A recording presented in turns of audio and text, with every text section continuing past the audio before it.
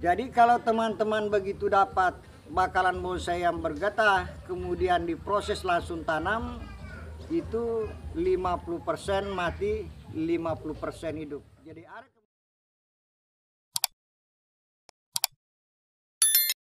Assalamualaikum warahmatullahi wabarakatuh. Jumpa kembali dengan saya Apisham. Kali ini saya coba berbagi kepada teman-teman tentang bagaimana cara proses dari sebuah bakalan bonsai agar nantinya bakalan bonsai yang kita tanam tidak mati, ataukah mungkin nantinya tidak mati tetapi perkembangan pertumbuhannya sangat lambat. Jadi sebentar ini kita akan bahas secara detail bagaimana proses untuk menumbuhkan dan menyuburkan bakalan bonsai yang kita tanam. Pertama-tama yang perlu teman-teman ketahui bahwa setiap teman-teman akan menanam bakalan bonsainya, sebaiknya terlebih dahulu bekas potongan gergaji itu dirapikan, karena itu yang banyak menjadi faktor kemalasan kita, malas untuk merapikan, padahal kita sudah capek-capek mencari, lantas setelah mau ditanam, tanamnya asal tanam.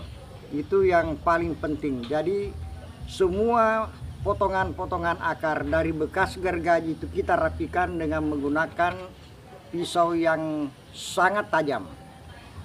Jadi kalau perlu gunakan pisau cutter, dan sebelum dipakai supaya bisa steril, kita sapukan dengan alkohol 70%.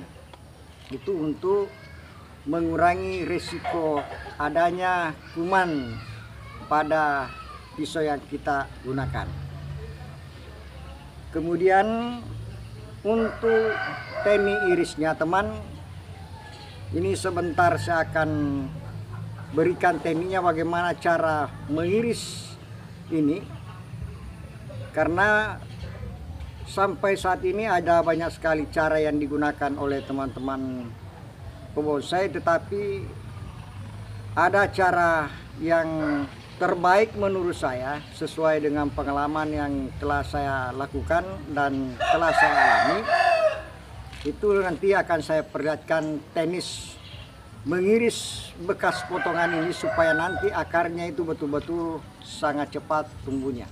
Bisa diiris miring seperti ini teman.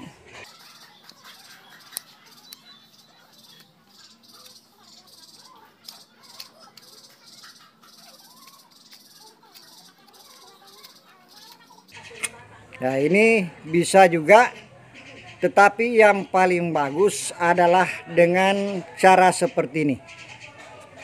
Ini akan cepat sekali keluar akar dari balik kulit atau antara kayu dengan kulitnya. Yaitu dari pengalaman yang telah saya peroleh selama membonsai. Ya, jadi kita potongnya seperti ini, sekitar setengah senti dari bekas potongan. Ya, seperti ini. Ya. Ini yang paling bagus. Jadi semua akar yang telah dipotong perlakukan seperti ini. Ya, jangan malas untuk merapikan, karena malas merapikan maka kemungkinan nanti tidak bisa tumbuh akar. Apalagi kalau gergajinya kurang bagus, ya bahkan gergaji tajam pun akan tetap kurang rapi. Jadi dirapikan dengan pisau. Nah, kemudian proses yang kedua yang teman-teman harus lakukan pada bakalan bonsainya sebelum ditanam, yaitu teman-teman harus mencuci bersih bakalan bonsainya. Karena ini juga sangat berpengaruh terhadap pertumbuhan dan perkembangan dari bakalan bonsai yang kita tanam. Tujuan daripada mencuci keseluruhan mulai dari pangkal akar sampai kepada ujung cabang dari bakalan bonsai yang kita ambil itu adalah yang pertama untuk menghilangkan hama-hama bawaan dari bakalan bonsai itu. Karena kita ketahui bahwa rata-rata dari semua bakalan bonsai yang kita peroleh itu diambil dari alam yang begitu padat tanamannya, sehingga memudahkan hama-hama itu menempel dan bersembunyi pada bakalan bonsai yang kita ambil itu. Kemudian tujuan yang kedua adalah dengan membersihkan dari bakalan bonsai yang kita akan tanam, otomatis pori-pori dari kulit bakalan bonsai itu akan terbuka dan memudahkan keluarnya tunas. Nah, bisa jadi karena bakalan bonsai ini begitu lamanya tinggal di alam yang kemungkinan sangat rimbun dengan pepohonan di sekitarnya, sehingga memudahkan menempelnya lumut-lumut ataukah lumpur-lumpur akibat dari percikan-percikan air hujan. Sehingga itulah yang menutup kulit atau pori-pori dari kulit tanaman yang akan kita tanam atau kulit dari bakalan bonsai yang akan kita tanam. Sikat yang bisa teman gunakan, bisa menggunakan sikat cuci yang agak keras. Kalau teman-teman yang berkeinginan untuk memiliki sikat seperti ini, banyak sekali dijual di toko-toko bonsai. Jadi ada yang sikatnya ini agak lembut, ada yang sedang, dan ada yang keras. Ini sangat mudah digunakan teman karena kecil, sehingga di bagian-bagian kecil bagaimanapun bisa dimasuki, sehingga betul-betul nanti bonsainya yang akan kita tanam itu akan bersih betul. Kemudian proses yang ketiga adalah pemberian perangsang akar. Perangsang akar juga sudah banyak yang kita kenal, baik dari yang dijual di toko-toko maupun perangsang akar yang sering kita temukan di rumah, seperti misalnya bawang merah, buah pisang yang busuk juga bisa digunakan untuk merangsang akar dengan cara dioleskan. Bahkan kalau bakalan bonsainya yang kecil-kecil seperti telunjuk misalnya, seperti jempol, bisa langsung ditusukkan ke potongan pisang yang sudah agak busuk itu, kemudian ditanam dengan pisangnya. Ya, sehingga dengan demikian akan mempercepat tumbuhnya akar dari bakalan bonsai kita. Nah, bisa juga menggunakan bawang merah. Ya, sebagaimana yang paling banyak saya gunakan adalah bawang merah. Penggunaan bawang merah ini ada dua macam teman. Jadi bisa langsung digosokkan pada bakalan bonsai kita. Bisa juga dengan cara di blender, kemudian hasil blender dari bawang merah ini kita campur dengan air, kira-kira kalau misalnya 10 siung, airnya sekitar 1 liter. Nah, sekarang apakah sudah bisa langsung ditanam setelah dioleskan atau direndam dengan perangsang akar? Jadi sebaiknya tidak langsung dulu kita tanam. Yang pertama kita harus tahu dulu jenis bakalan bonsai apa yang kita miliki itu. Nah, kalau misalnya bakalan bonsainya yang bergetah seperti serut, kemudian jenis-jenis ficus, apakah itu kimeng, iprik, loa, kemudian sisir, itu sebaiknya setelah diolesi dengan obat perangsang akar, sebaiknya didiamkan paling cepat 1 hari. Kalau perlu sampai 3 hari didiamkan, dengan tujuan agar getah dari bakalan bonsai yang akan kita tanam itu sudah mengering. Kemudian kalau cara pemberian perangsang akarnya dari bawang merah yang telah di blender, dan telah dicampur dengan air, sebaiknya bakalan bonsainya itu direndam selama 1 hari 1 malam. Kemudian setelah 1 hari 1 malam kita angkat, kemudian kita diamkan lagi selama 2 hari 2 malam. Tujuannya adalah yang pertama, agar bawang merah yang tadinya digunakan untuk perangsang ini bisa betul-betul meresap ke dalam bakalan bonsai yang kita punya itu. Kemudian yang kedua, kenapa harus didiamkan selama 2 hari? Jadi paling cepat 1 hari didiamkan, dan bagusnya itu 2 hari, agar getah dari bakalan bonsai yang kita punya itu bisa mengering.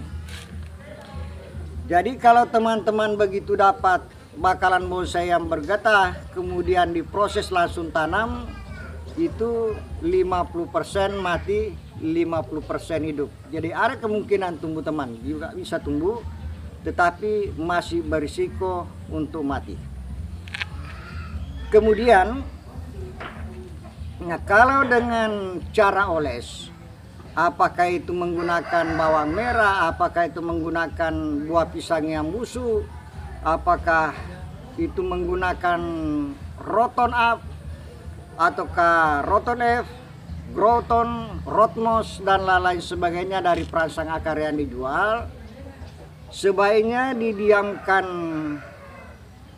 sekitar 1 jam kalau bakalan bonsainya itu tidak bergetah, baru tanam. Nah, kalau bahan bonsainya yang bergetah setelah disapukan dengan perangsang akar, apakah itu dari Roton F, Groton, Rotmos, ataukah dari bawang merah, ataukah dari buah pisang yang busuk, sebaiknya didiamkan juga selama 2 hari. Tetapi kalau bakalan bonsai yang kita punya itu bukan dari bahan yang bergetah, cukup sekitar 2-3 jam didiamkan baru ditanam. Kemudian proses yang keempat adalah persiapan tanam.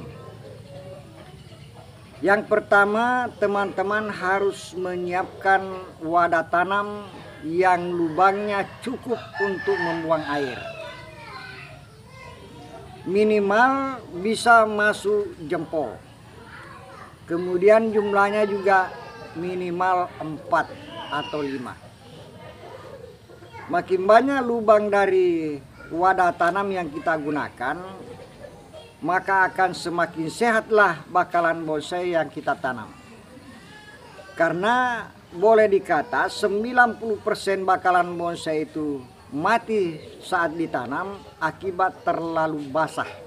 Yaitu kuncinya. Nah, kalau bakalan bonsai yang kita tanam, teman, tumbuh, tetapi biasanya daunnya yang tumbuh itu kecil-kecil, dan itu pun pertumbuhannya sangat lambat, maka sudah pasti media tanamnya basah. Nah, kalau teman-teman biarkan seperti itu, akan begitu terus, dan bahkan lama-lama bisa menjadi mati. Karena bakalan bonsai yang kita tanam itu begitu keluar tunas baru, kena air basah terus, lama-lama busuk. Apalagi akar baru itu sangat lembek, teman. Jadi kalau media tanamnya basah, maka otomatis akar yang baru tumbuh itu akan hancur. Proses tanam selanjutnya adalah betul-betul harus disungkup full. Jangan sampai ada udara yang masuk untuk mengurangi penguapan. Kemudian waktu tanam yang paling tepat untuk bakalan bonsai adalah di sore hari. Kenapa? Karena setelah sore berarti malam. Kemudian pagi lagi. Nah, dari sore, malam sampai pagi, disitulah bakalan bonsai yang kita tanam itu akan beradaptasi dengan media tanamnya yang baru. Nah, tetapi kalau misalnya teman-teman tanam dari pagi, kemudian tidak lama, paling 2 jam 3 jam itu sudah mendapatkan panas yang banyak, sehingga ada kemungkinan bisa gagal. Nah, tapi kalau di sore hari teman, bayangkan dari sore seperti ini, sekarang sudah jam 4, sudah agak dingin. Malam nanti tambah dingin, maka otomatis dengan mudah tanaman atau bakalan bonsai kita tanam itu akan beradaptasi. Kemudian besok lagi paginya masih dingin dan baru bisa panas sekitar jam 9 atau jam 10. Ya, sehingga waktu yang paling tepat untuk menanam bakalan bonsai adalah di sore hari. Kemudian untuk penempatan dari bakalan bonsai yang telah kita tanam, sebaiknya jangan disimpan di tempat yang lembab, ya, tapi di tempat yang berteduh. Jadi beda berteduh dengan lembab.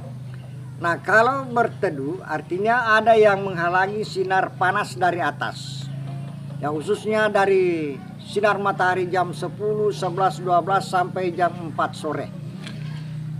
Nah, kalau yang lembab itu tertutup penuh sehingga tidak ada mendapatkan sinar pagi, dan di sekitar itu selalu basah sehingga membuat tumbuhnya putih-putih pada bakalan bonsai yang kita tanam itu.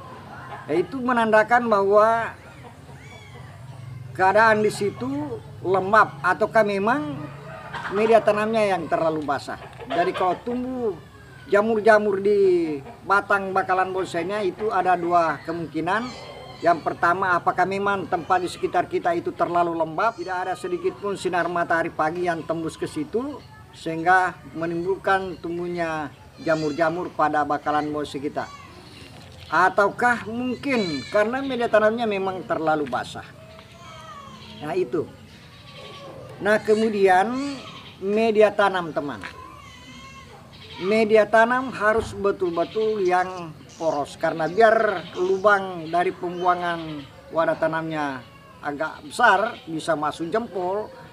Tetapi kalau menggunakan media tanam yang tidak poros juga tetap tidak bisa bagus pertumbuhan bakalan bonsainya. Ya, jadi semua faktor inilah yang membantu untuk mempercepat pertumbuhan dari bakalan bonsai. Kemudian yang terakhir teman, jangan terlalu terburu-buru buka sungkup, karena ini yang paling banyak terjadi. Pertumbuhannya sudah bagus, sudah subur, karena terburu-buru buka sungkup akhirnya layu, mati. Jadi bersabarlah, tidak apa-apa, makin lama di situ makin bagus, karena akar akan semakin cepat keluar, ya. Jadi akar-akar yang keluar pada saat disungkup itu akan sangat cepat keluar. Sehingga kalau didiamkan agak lama di situ sekitar 2 bulan, 3 bulan atau bahkan mungkin lebih, maka otomatis akar-akar di bawah itu akan semakin ramai dan semakin kuat, sehingga begitu dilepas sungkupnya langsung tumbuh sehat. Nah, tetapi kalau misalnya teman-teman terlalu cepat membuka sungkupnya, baru mau keluar akarnya sudah dibuka sungkupnya, maka mati. Mungkin juga sudah keluar akar tetapi masih sangat lembek, begitu dibuka kena angin yang kencang, karena angin juga itu akan mempercepat proses penguapan, maka akar di bawah akan mengering dan mati. Nah, itulah sebabnya terkadang ada bonsai sangat lambat perkembangannya teman. Kenapa? Karena mungkin dari awal sungkupan ini terlalu cepat dibuka sehingga akar-akar di bawah sangat kurang. Nah, akhirnya pertumbuhan bakalan bonsainya itu lambat. Nah, kalau misalnya nanti dibuka setelah akarnya banyak, setelah akarnya kuat, maka dengan cepat bisa berkembang, atau perkembangan dari bonsai itu akan terasa sangat cepat. Seperti yang di atas saya ini teman, ini adalah bakalan bonsai serut, ini baru sekitar 2 tahunan lebih, ini sudah proporsional sekali ini untuk pertumbuhan cabang dengan batang, ranti-ranti, subranti dan sebagainya. Nah, sekali lagi janganlah terburu-buru untuk membuka sungkup. biarkanlah di situ berkembang dulu akarnya, baru buka sungkup. Ciri bakalan bonsai yang sudah bagus perkembangan akarnya di bawah adalah ketika sudah ada tunas yang tumbuh di ketiak daun. Ya, di ketiak daun itu maksudnya ada daun, ada tunas yang tumbuh di dekat pelepah daun itu, yang panjangnya kira-kira sudah mencapai sekitar 5 cm atau lebih, maka akar di bawah sudah bagus. Tetapi kalau masih mau didiamkan agak lama di situ tidak ada masalah, karena akan memperkuat lagi akar. Nah, tetapi kalau belum ada tunas yang tumbuh di ketiak daun, dibuka sungkupnya teman, itu sama saja kembali nol, karena tidak akan bisa tumbuh. Meskipun sudah ada tunas-tunas yang banyak tumbuh, tetapi di bawah belum kuat akarnya, apalagi kalau memang belum ada, akan mati. Nah, demikianlah teman video saya kali ini. Semoga apa yang saya berikan ini bisa membantu bagi teman-teman yang masih pemula, karena dasar untuk membonsai harus bisa menghidupkan. Kalau sudah hidup, bagaimana usahanya supaya bisa subur. Nah, itu tadi proses sungkupan itulah yang membuat masa depan bonsai itu bisa menjadi subur. Cepat dibuka sungkupnya, perkembangannya nanti bisa agak terlambat. Tapi kalau sudah kuat akarnya baru dibuka sungkupnya, maka perkembangan bonsai itu akan sangat cepat. Baik, terima kasih. Wassalamualaikum warahmatullahi wabarakatuh.